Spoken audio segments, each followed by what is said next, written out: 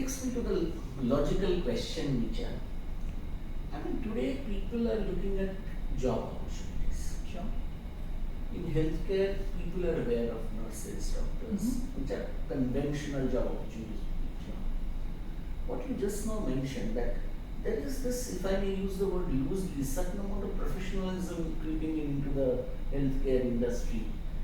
What type of job opportunities are there for young people? A, and B, I'm not bothered about so much educational qualifications or certifications. What are those human behavioral qualities that a person should have to succeed in a healthcare profession? So I would say compassion and empathy. Compassion and empathy. Can that be Compassion. developed in people? Or is it I born think it with- can be. It can be.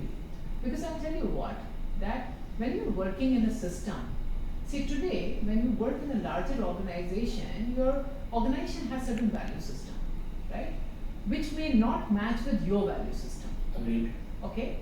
Now there could be only two options. Either you go out of the system or you adapt to those values and start True. respecting them. We have seen that, right? So every larger organization has a certain culture, and then you would see that the person who has worked there for 4 years, 5 years, 10 years, 15 years, you can actually look at them and say that, oh, are you working there? Right. Right? Right. So I would say in healthcare, if you continue to put your heart and soul there, right, you would develop compassion and empathy as well. And also, we have training programs built in and molded around that how you need to exhibit that. One part is having it, other person is Exhibiting. demonstrating and exhibiting and Right. applying it in at Yes. Thank you, Richa.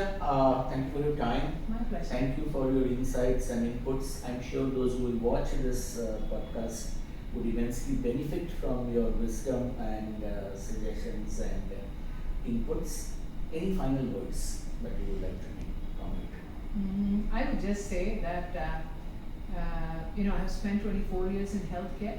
Sometimes I do wonder that can we also start looking at our career graph as Western countries and a lot of other countries wherein people do take a U-turn or people take a lateral or parallel line or get into some other industries.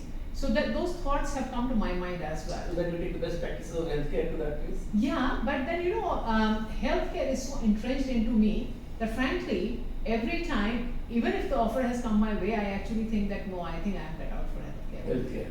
And that's why you must have chosen healthcare at such a young age. Yes. With your master's. What was the motivation? I am going back a little bit. What inspired you to get into this type of a career?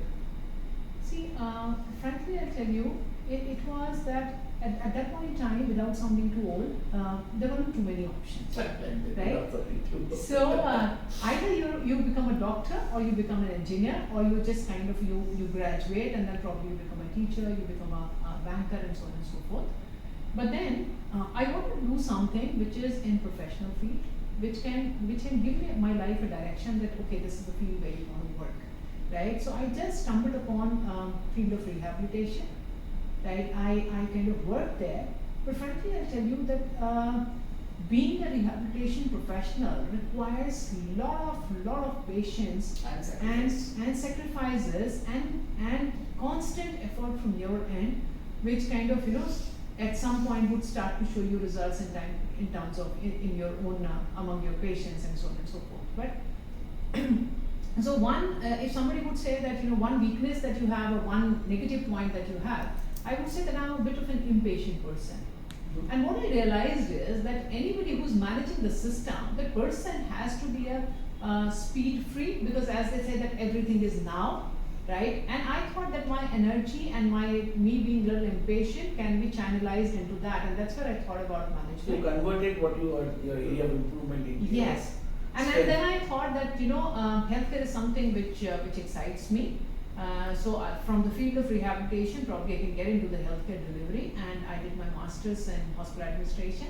And from that time till today. Thankfully you did it, otherwise I wouldn't be having this chat with you. I wouldn't have the opportunity to sit with you and have this chat. Thank you so much, Richa, for your time, for speaking to us so frankly, so spontaneously. I'm sure those who will be watching this podcast would be enjoying it as much. Do write back to us if you want any questions to be answered by Richa directly. We will reach out to her, and through us you will get her answer. Thank you so much for watching us. Thank you.